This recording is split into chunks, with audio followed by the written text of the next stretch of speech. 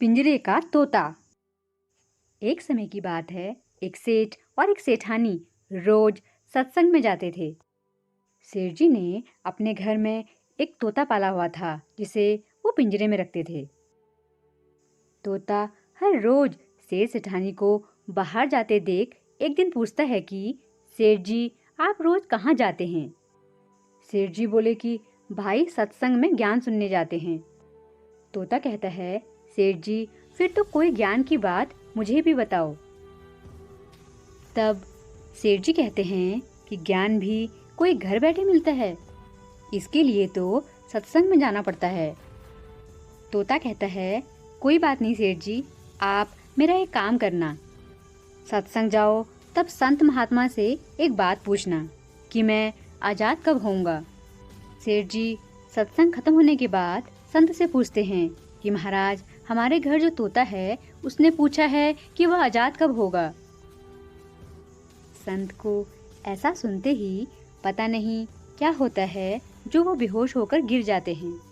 सेठ जी संत की हालत देखकर चुपचाप वहां से निकल जाते हैं। घर आते ही तोता सेठ जी से पूछता है कि सेठ जी, संत ने क्या कहा? सेठ जी कहते हैं कि तेरी किस्मत ही खराब है, जो तेरी आज़ादी का प्रश्न पूछते ही वो बेहोश हो गए। तोता कहता है, कोई बात नहीं सेठ जी, मैं सब समझ गया।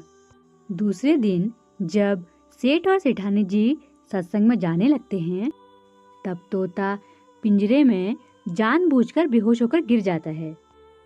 सेठ जी उसे मरा हुआ मानकर जैसे ही उसे पिंजरे से बाहर निकालते हैं तो वो उड़ जाता है। सत्संग जाते ही संत सेठ जी को पूछते हैं कि कल आप उस तोते के बारे में पूछ रहे थे ना, अब वो कहाँ है?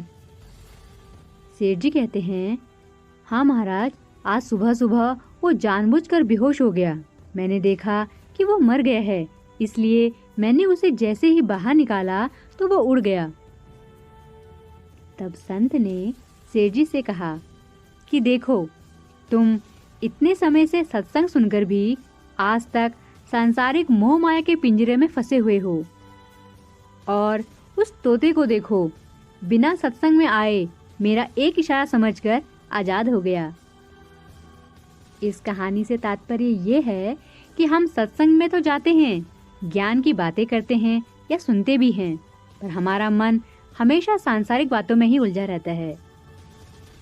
सत्संग में भी हम सिर्फ उन बातों को पसंद करते हैं जिसमें हमारा स्वार्थ सिद्ध होता है। हमें वहाँ भी मान यश मिल जाए, यही सोचते रहते हैं। जबकि सत्संग जाकर हमें सत्य को स्वीकार कर सभी बातों को महत्व देना चाहिए, और जिस असत्य, झूठ और अहंकार को हम धारण किए हुए हैं, उसे साहस के साथ मन में उतार कर सत्य को स्वीकार करना चाहिए। राधे राधे।